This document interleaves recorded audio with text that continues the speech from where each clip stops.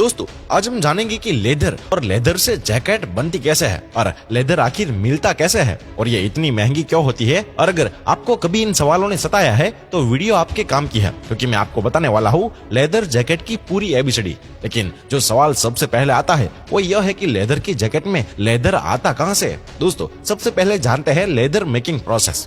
दोस्तों बड़े लंबे समय से लेदर को बनाने के लिए सिर्फ जानवरों का इस्तेमाल होता आया है, जो कि आज भी हो ही रहा है। लेदर जैकेट में गाय, बकरी, भेड़, भैंस और मगरमच्छ जैसे जानवरों की खाल का इस्तेमाल होता है। लेकिन स्किन से लेदर बनाने का प्रोसेस इतना भी आसान नहीं होता है। आपको जानकर हैरानी होगी कि जानवर की खाल निकलने से सिर्फ 6 से 7 घंटे के अंदर ही उनकी स्किन को प्रोक्योर करना होता है, नहीं तो स्किन की क्वालिटी डैमेज हो जाती है। इसके लिए सबसे पहले स्किन को साफ किया जाता है और स्किन को साफ करने के लिए उस पर नमक लगाया जाता है और उसके बाद स्किन के सभी गैर जरूरी हिस्सों को हटा दिया जाता है। इस लंबे प्रोसीजर के बाद स्किन को पानी के टैंक के अंदर डाल दिया जाता है ताकि इन पर लगा नमक धुल जाए।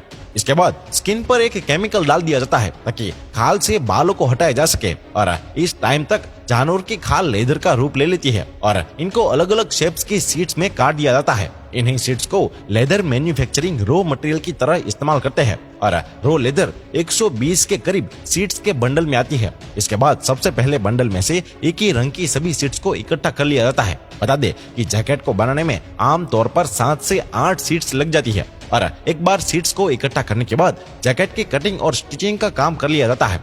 जैकेट की स्टिचिंग सबसे मुश्किल काम होता है, क्योंकि एक बार अगर स्टिचिंग हो गई तो उसको बदला नहीं जा सकता है, नहीं तो जैकेट पर सिलाई के निशान बन जाते हैं। इसलिए इस काम को बहुत ध्यान से किया जाता है और दोस्तों इस तरह एक मुश्किल प्रोसेस से लेदर की शानदार जैकेट बनकर तैयार हो जाती है और फिर इस पर सिलाई मशीन का तेल डालकर फिनिशिंग दी जाती है।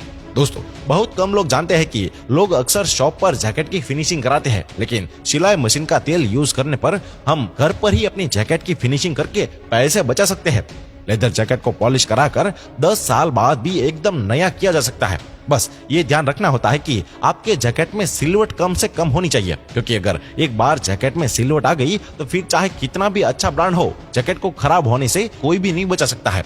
ये तो बात हुई क्वालिटी की। अब जरा बात करते हैं वैरायटी की। वैसे तो मार्केट में कई तरह की लेदर जैकेट्स अवेलेबल हो जाती है, लेकिन दोस्तों आपको पता कैसे चलता है कि ये ओरिजिनल जैकेट है या फिर आर्टिफिशियली। दोस्तों ये तो हम सब जानते ही है कि लेदर की जैकेट बहुत ही महंगी आती है, इसलिए असली लेदर और उसकी क्वालिटी की पहचान होनी बहुत जरूरी होती है। अगर इस तरह के सवाल आपके मन में हलचल पैदा करते हैं तो आज हम आपको असली और नकली लेदर की पहचान की कुछ टिप्स आपको बताएंगे, जिनसे आप मार्केट में चमड़े का सामान खरीदते समय कंफ्यूज नहीं होंगे। असली और नकली लेदर की पहचान में उसका टेक्सचर यानी कि पैटर्न बहुत मायने रखता है। असली लेदर में इलास्टिसिटी और फिनिशिंग बेहतर होती है, जबकि सिंथेटिक लेदर से बनी लेदर हार्ड होती है और सस्ती भी होती है। इसके अलावा सही चमड़े को स्मेल से भी टेस्ट किया जा सकता है, क्योंकि असली लेदर से जानवर की खाल की स्मेल आती है, जबकि सिंथेटिक लेदर में प्लास्टिक से बनी होती है। फायर टेस्ट से भी आप लेदर की पहचान कर सकते हैं। दरअसल असली चमड़े का सामान आग पर ज्यादा आग नहीं पकड़ेगा, जबकि नकली लेदर तुरंत ही आग पकड़ लेगा और उसका प्लास्टिक पिघलने लगेगा। वैसे तो दोस्तों लेदर की पहचान उसके सामान पर एक बूंद पानी डालने से भी हो जाती है, क्योंकि दोस्तों असली जो चमड़ा होता है वो पानी को एब्जॉर्ब कर लेगा, जबकि सिंथेटिक लेदर पर पानी की बूंद वैसे की वैसे ही बनी रहेगी।